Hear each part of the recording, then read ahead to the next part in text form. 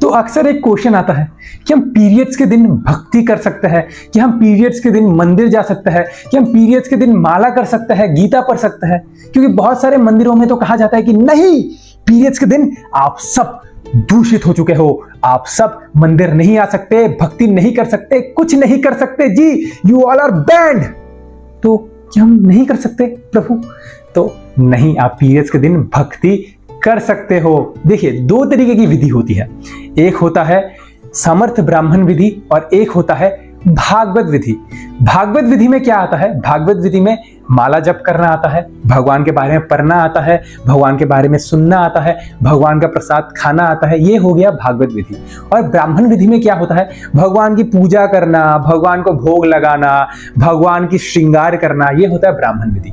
तो as per periods के समय, क्योंकि हमारा बॉडी कंटिन्यूअसली क्या होता है, इम्प्योर रहता है, क्योंकि ब्लड फ्लो बढ़ते रहता है, ब्लड निकलते रहता है, तो उस समय हम भगवान की सेवा फिजिकली अच्छे से नहीं कर सकते, क्योंकि हमारे बॉडी से ब्लड निकलते रहता है। अगर हम लड़कों के बॉडी में भी थोड़ा सा कट लग जाए ना, और उससे अगर खून निकलते रहे, तो हम भी भगवान की सेवा उस समय नहीं कर सकते। अब क्योंकि लड़कियों के बॉडी से तब खून निकलते रहता है, तो वो लोग तब उस समय नहीं कर सकते। लेकिन मंदिर जा सकते हैं हम, मंदिर के आगे जाके आरती को नहीं छू सकते, भगवान का कोई कपड़े या भगवान के माला को नहीं छू सकते, लेकिन दूर दूर रह के जो भागवत कथा हो रही है उसको सुन सकते हैं, जो भगवान का हरिनाम संकीर्तन हो रहा है उसको सुन सकते हैं, बैठ के जप कर सकते हैं, भागवत गीता भागवतम पढ़ सकते हैं, क्योंकि वो भागवत विधि में आती है।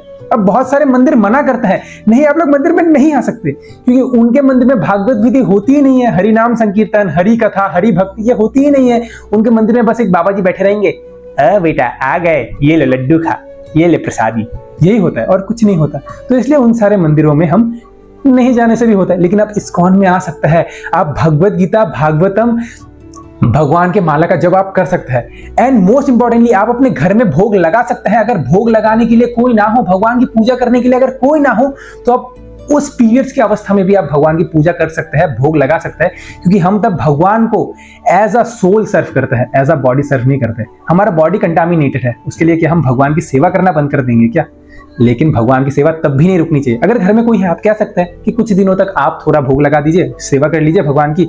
लेकिन अगर घर में कोई नहीं है करने के लिए, तो आप भी कर सकते हो भगवान की सेवा, क्योंकि भगवान हमें एज एन इंडिविजुअल सोल देखता है। यह शरीर हमें मिला है हमारे पाप कर्मों के लिए, लेकिन ultimately we are not the body, we are the soul. तो आप लोग पीरियड्स में भी भक्ति कर सकते हैं।